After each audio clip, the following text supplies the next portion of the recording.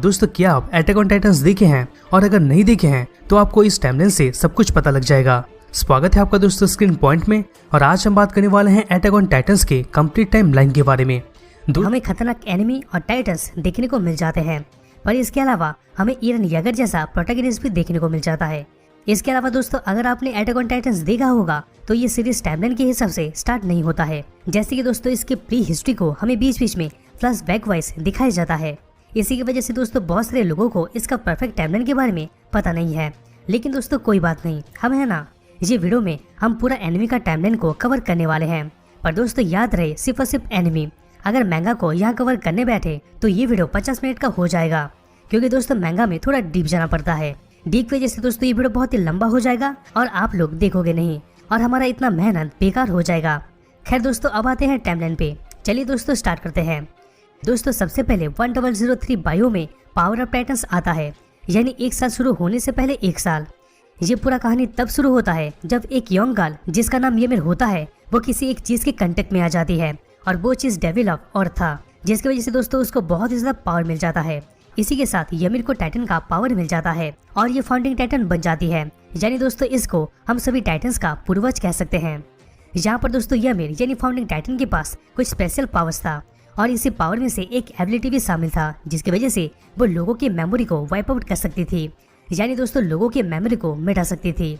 इसके अलावा वो बहुत ही अच्छा काम भी की थी, जिसकी वजह से किंग फ्लैग उससे शादी कर लेते हैं और यामिर का नाम पड़ता है यमिर फ्रेड्स। इसके बाद दोस्तों यामिर के डिसेंट यानी वंशज को एल्डन के नाम से जाना जाता है, या तो हम इन्हें सब्जेक्ट ऑफ यामिर भी कह सकते हैं। याद रहे दोस्तों सब्जेक्ट ऑफ यामिर। सभी एल्डियंस का इतना एबिलिटी होता है कि वो टाइटन्स में ट्रांसफॉर्म हो सकते हैं।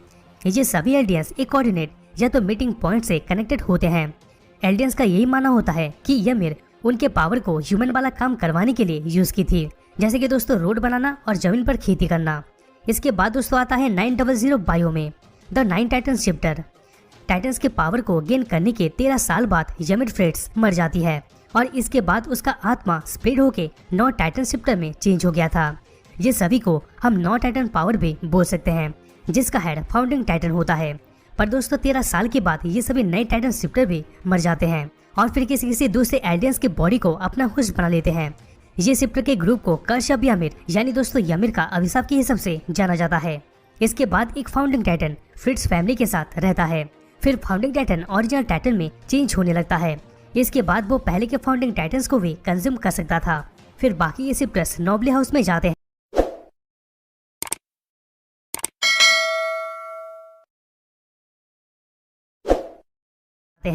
ये नोबली वो लोग होते हैं जिनके ऊपर फाउंडिंग टाइटन का मेमोरी वाइपिंग एबिलिटी काम नहीं देता है। इसके बाद आता है 900 बायो द एल्डियन एम्पायर। अगर हम देखते हैं तो टाइटन शिफ्टर्स का पहला बैच अपने पावर को फिल करना शुरू कर दिए थे। यही पावर की वजह से टाइटन शिफ्टर एक वॉर शुरू कर देते हैं जिसका नाम द नेशन ऑफ माले था।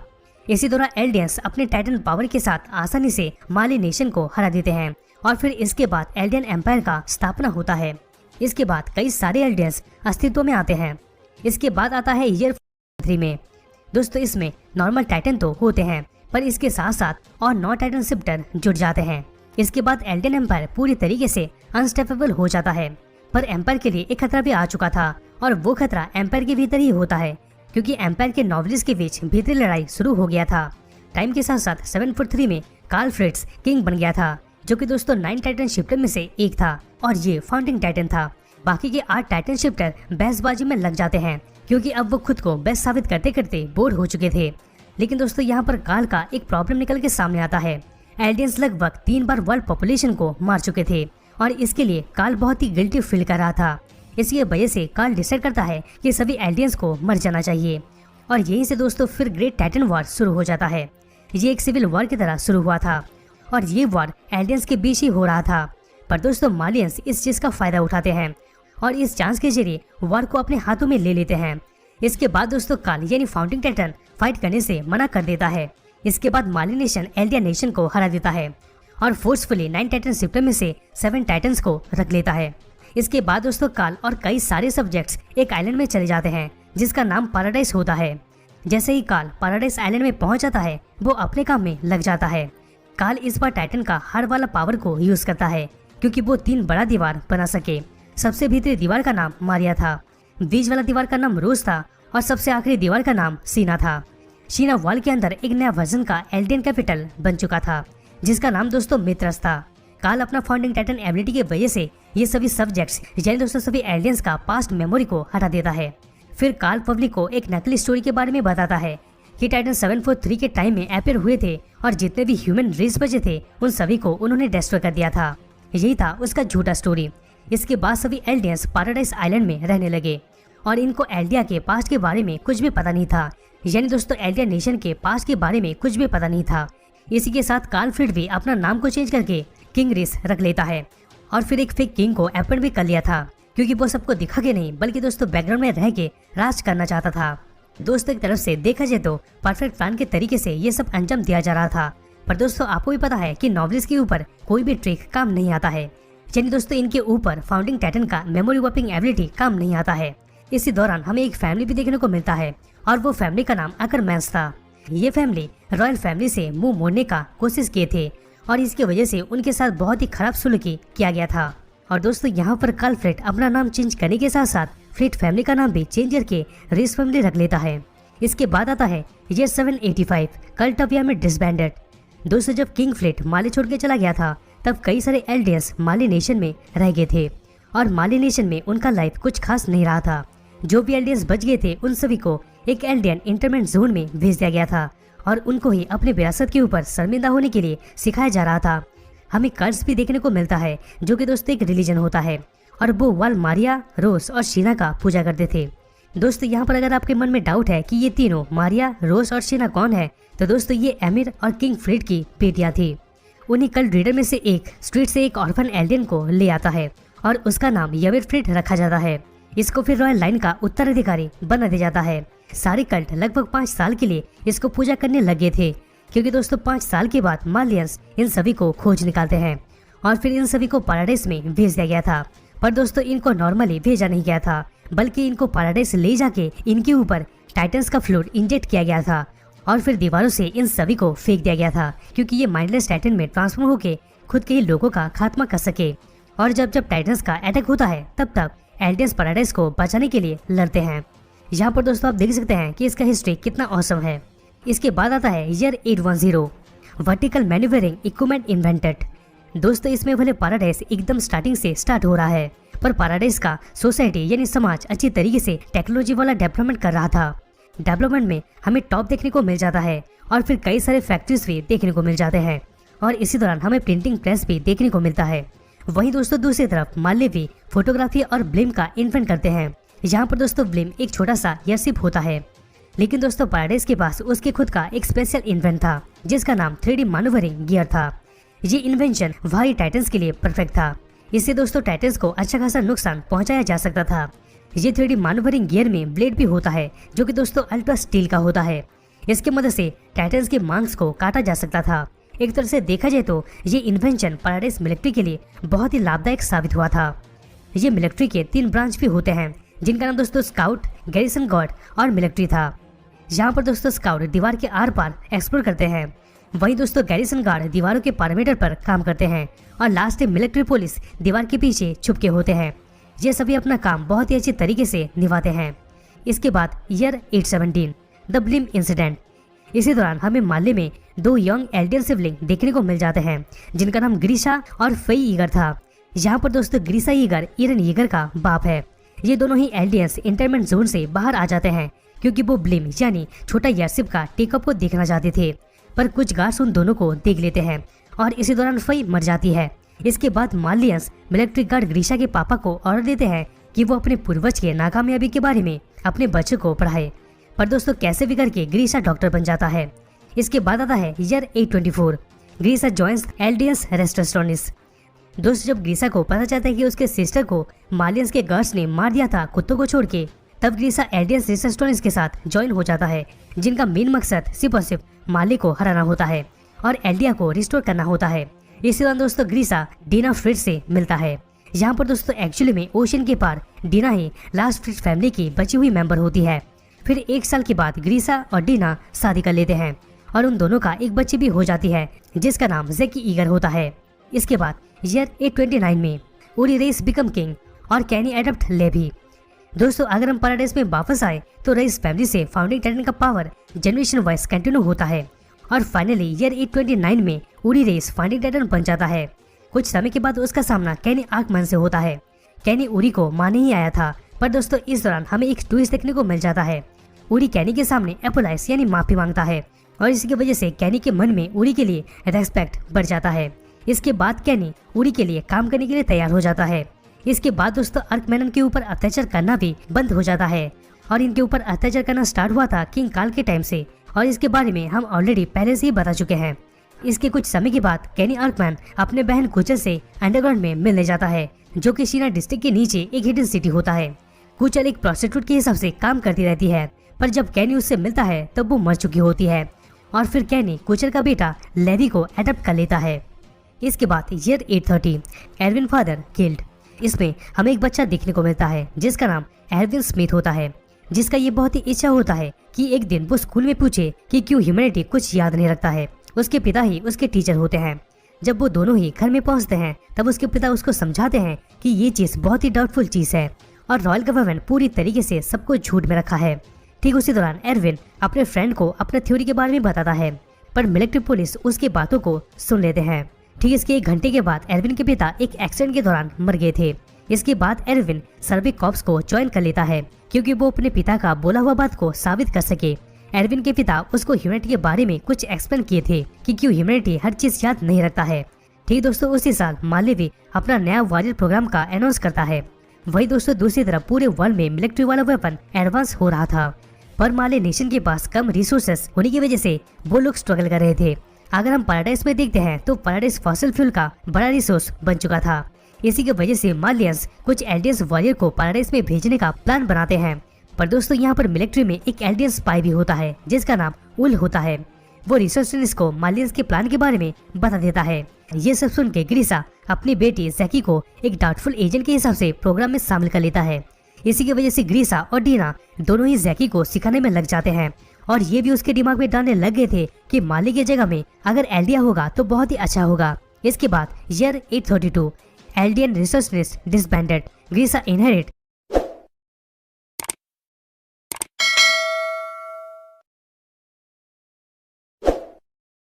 The attack titan. अगर हम नोटिस करें तो जैकी में भी अपने पिता की तरह बदले वाला रेखा होता है। इसी की वजह से जैकी खुद को और अपने ग्रैंड पेरेंट्स को प्रोटेक्ट करने का सोच लेता है। इसी की वजह से ज़िकी ग्रीसा और डीना को मालियन अथॉरिटी के हाथों में सौंप देता है। इसी की वजह से सभी रिसोर्सेस को हेवन में भेज दिया गया था। और दोस्तों यहाँ पर डीना पूरी तरीके से टाइटन में भी चेंज हो गई थी, पर ग्रीसा टाइटन में चेंज नहीं हुआ था और न ही उसको कहीं भेजा गया था।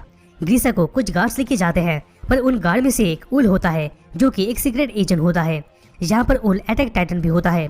इसके बाद उल ग्रीसा का मिशन में लग जाता है क्योंकि वो मिलके फाउंडिंग टाइटन को फिर से क्लेम कर सके। इसके बाद ईयर 835 बर्थ ऑफ हिस्टोरिया रिस, इरनिगर और मिकासा एग्रमैन। यहाँ पर ग्रीसा के पास उतना कुछ बचा नहीं होता है। कुछ समय के बाद ग्रीसा वर्ल्ड के पास पहुंच जाता है और फिर सिंगा सेना में सेटल हो जाता है। इस दौरान वो एक वेटर से शादी कर लेता है जिसका नाम काल होता है। कुछ साल बाद उन दोनों का एक बेटा भी होता है जिसका नाम दोस्तों इरन ईगर होता है, यानी हमारे सीरीज का मेन प्रोटैगनिस्ट। इसी दौरान हमें मिकासा को भी देखने को मिलता है जो कि एक आत्मानन होती है और ओरिएंटल क्लान का लास्ट मेंबर भी होती है। इसके साथ साथ हमें रॉड रिस भी देखने को मिलता है जो कि किंग का भाई होता है और ये अपने सर्वेंट अल्मा के साथ बिजी होता है, यानी दोस्तों थोड़ा इमोशनल टाइप वाला बिजी। रोड रिस अल्मा को एक फार्म में ले है क्योंकि उनका एक अवैध बच्चा हो सके, और ये होता भी है। वो चाइल्ड का नाम हिस्टोरिया होता है। यहाँ पर हिस्टोरिया और अल्मा फार्म में ही रहते हैं क्योंकि दोस्तों रोड का ऑलरेडी एक वाइफ होती है और उसके 5 बच्चे भी होते हैं। रीज के सभी ओरिजिनल बच्चों में से सिर्फ और सिर्फ फ्रीडा ही हिस्टोरी के पास पहुंच पाती है। इसके बाद year 842 Frieda Reiss become queen. 842 में दोस्तों क्या होता है, फ्रीडा रेस उरी रेस को कंज्यूम कर लेती है और वो फाउंडिंग टाइटन में से एक बन जाती है। इसके बाद year 844 Levi Ackerman join the survey corps.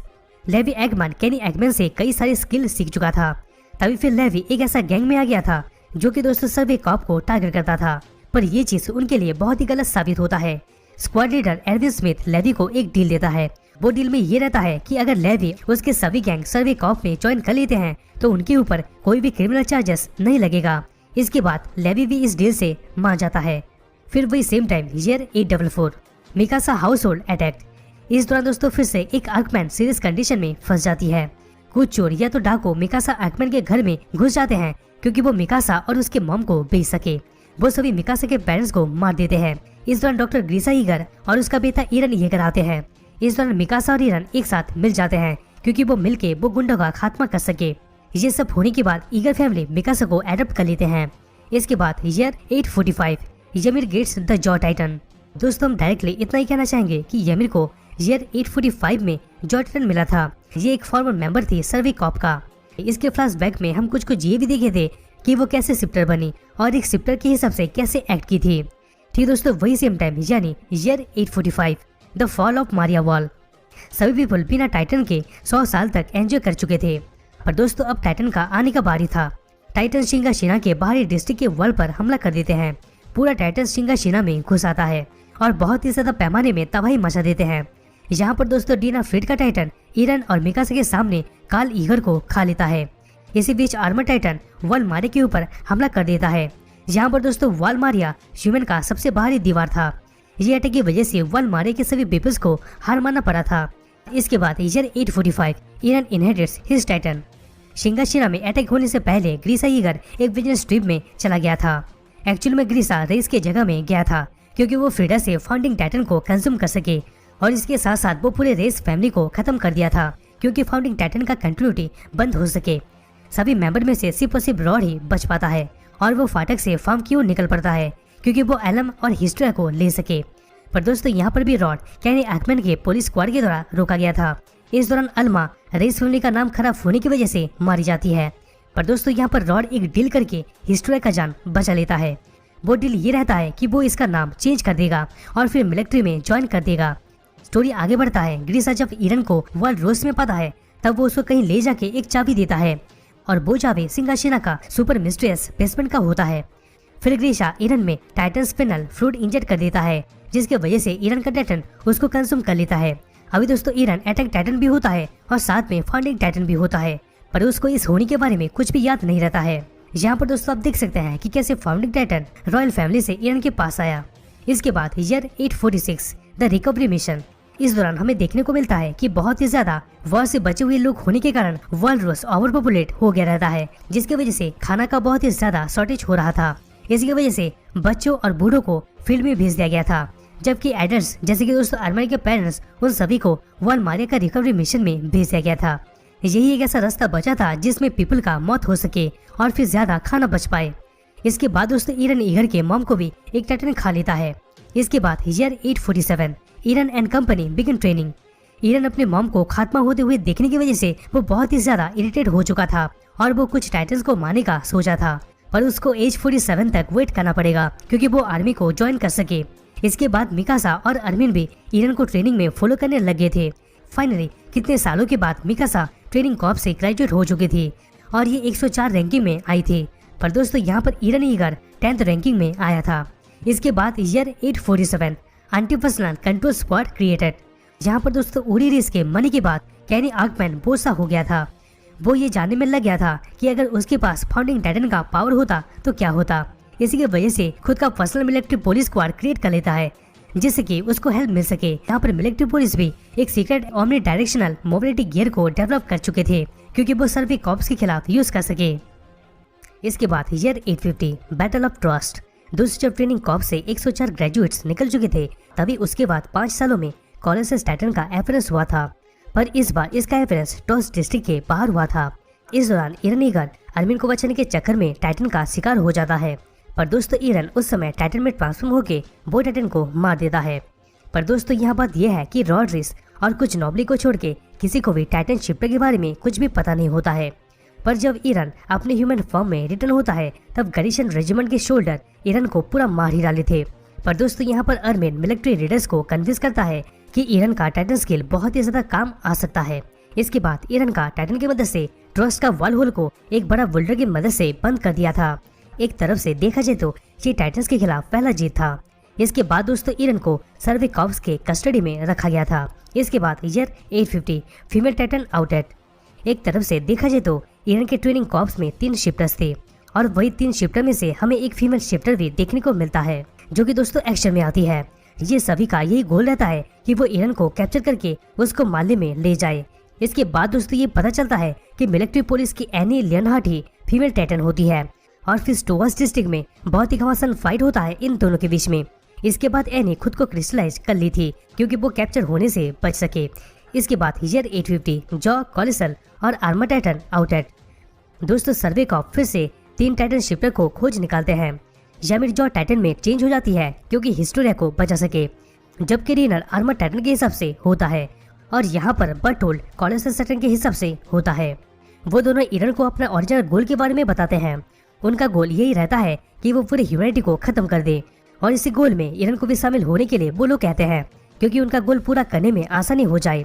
पर ईरन उनके साथ शामिल होने के लिए मना कर देता है और इसके बाद वर्ल्ड रोज में एक बहुत ही बड़ा बैटल शुरू हो जाता है। इस बैटल की वजह से आसपास के रेसिडेंट्स यानी निवासियों को टेम्पररी अंडरग्राउंड होना पड़ा था। इसके बाद बर्टोल्ड और रेनर यामिर को कन्विंस करते हैं कि वो माले नेशन में रिटर्न हो जाए। इसके अलावा कई सारे रैंडम टाइटन डिना फ्रीड के टाइटन को मार देते हैं जब ईरन अनजाने में फाउंडिंग टाइटन का स्क्रीम एबिलिटी यूज किया था।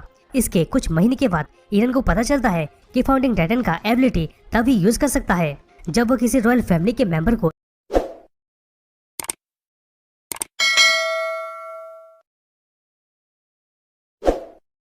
टच करेगा। इसके बाद ईयर 850 हिस्टोरिस बिकम क्वीन। एक्चुअल में ये सभी स्काउट ये जानने की कोशिश कर रहे थे कि आखिर क्या चल रहा है और वो इस चीज में बहुत ही क्लोज भी आ चुके थे। इनके पास एक शख्स भी था जो कि वॉल में रहने वाले टाइटन के बारे में जानता था और इसका नाम पैशन निक था। पर दोस्तों यहाँ पर गवर्नमेंट इनका वॉल के बाहर वाला एक्टिविटीज को रोक लगा देता है और उनको ये भी ऑर्डर मिलता है कि वो ईरन और हिस्ट्रा को हैंड ओवर कर दे। इसके बाद दोस्तों कैनी अर्कमैन ईरन और हिस्ट्रा को किडनैप कर लेता है और उन दोनों को रॉड ग्रीस के पास ले जाता है। इसके बाद रॉड ग्रीसा के मस्करीन के बारे में बताता है और साथ में फाउंडिंग टाइटन किस तरीके से कंटिन्यू होता है उसके बारे में भी बताता है क्योंकि वो हिस्ट्रा को कन्विंस कर सके कि ईरन को कंज्यूम कर ले और साइकिल को फिर से शुरू कर दे। पर दोस्तों हिस्ट्रा इस चीज के लिए मना कर देती है और फिर स्पिनल फ्लूइड का बोतल भी फूट जाता है। रॉड नीचे गिर जाता है और नीचे पड़े हुए स्पिनल फ्लूइड को चाट लेता है और इसके बाद ये एक बहुत ही बड़ा और एबनॉर्मल टाइटन में चेंज हो जाता है। ईरन भी ऐसे ही एक बोतल को पी लिया था जिससे वो आर्मर टाइटन में ट्रांसफॉर्म हो गया था और इसकी वजह से उसको टाइटन हार्डनिंग स्किल मिल जाता है। जैसे ही रॉड अपने पास के टाउन में अटैक करने के लिए जा रहा था तभी हिस्ट्रा उसको मार देती है। इससे फिर वहाँ के सिटीजन सोचने लगे थे हिस्ट्रा ही असली क्वीन है। पर दोस्तों इस दौरान कैनी अर्कमैन मर जाता है और लेवी को टाइटन स्पिंडल फ्लूइड का एक सिरिंज देता है जो कि वो रॉड से लिया था। इसके बाद सर्विकॉप्स इंजीनियर 2 ऐसे टेक्नोलॉजी को बनाते हैं जिससे टाइटन को आसानी से मारा जा सकता था। पहला टेक्नोलॉजी का नाम था एक्सक्यूटनर फ्रॉम हेल। इसमें एक बड़ा डिवाइस होता है, अगर कोई भी टाइटन वॉल में आया तो उसका बैक स्मैश कर देता है। इसके बाद दूसरा है थंडर स्पीयर जो कि एक मेटल स्पीयर होता है जिसमें दोस्तों एक्सप्लोसिव लोडेड रहता है। खास करके दोस्तों इसको आर्मर टाइटन का सामना करने के लिए डिजाइन किया गया था। इसके बाद वही same year 850 the battle of Shiganshina Eldian history recovered. इसके बाद दोस्तों पब्लिक सपोर्ट में नया जान दिखाता है और फिर नया रिक्रूटमेंट भी हुआ था। इसके साथ साथ ईरन का नया हार्डनिंग स्किल और उनके न्यू टेक्नोलॉजी के साथ स्काउट वॉल मारिया में होल को बंद करने के लिए और शिंगाशिना को फिर से क्लेम करने के लिए निकल पड़ते हैं। इसके अलावा इन सभी को ईरन के बेसमेंट को भी चेक करना जरूरी था क्योंकि दोस्तों ये बहुत ही जरूरी था कि वो बेसमेंट में जाए। ईरान अपने हारने की मदद से होल को बंद कर देता है पर बैटल बहुत ही भयानक और डेंजरस था। कॉलेसस, आर्मर और बीच टाइटन उन सभी का वेट ही कर रहे थे और सही में दोस्तों 100 स्काउट में से सिर्फ 9 ही वापस आ पाए थे। इस बार दोस्तों हमें बहुत ही अच्छा ड्रामेटिक सीन देखने को मिला था जिसमें अरमिन और इरविन दोनों ही मौत के लास्ट स्टेज में थे और लेवी को दोनों में से एक को ही चुनना था कि इसमें टाइटन सीरम को यूज करना है। बहुत सारे प्रेशर के बाद लेवी अरमिन को चुनता है। यहाँ पर दोस्तों स्काउट सिर्फ एक शिप्टर को ही ला पाए थे जिसका नाम बटोल था और फिर उसको अरमिन को कंज्यूम करने के लिए दे देते हैं और इसकी वजह से अरमिन एक नया कोलोसस टाइटन में चेंज हो जाता है।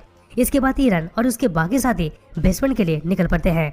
उसी बेसमेंट में से उन लोगों को कुछ बुक्स मिलता है जो कि ग्रीशा के द्वारा लिखा गया होता है और उसमें कुछ पिक्चर्स भी होता है।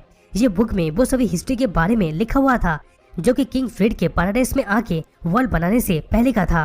और दोस्तों यहाँ पर पैराडाइस में वॉल बनाने से पहले का हिस्ट्री हम आपको ऑलरेडी टाइमलाइन में बता चुके हैं। इसके बाद दोस्तों मिलिट्री डिसाइड करता है कि उस बुक का इंफॉर्मेशन को पब्लिक किया जाए और न्यूज़पेपर में फुल हिस्ट्री को पब्लिश किया जाए। इसके बाद year 851 repopulation of wall Maria. Winter season खत्म होने तक मिलिट्री वॉल मारिया से सभी टाइटन्स को क्लियर कर दिए थे और फिर रिफ्यूजर्स पर्सन यानी बाहरी लोग भी अपने घर पर रिटर्न हुए थे।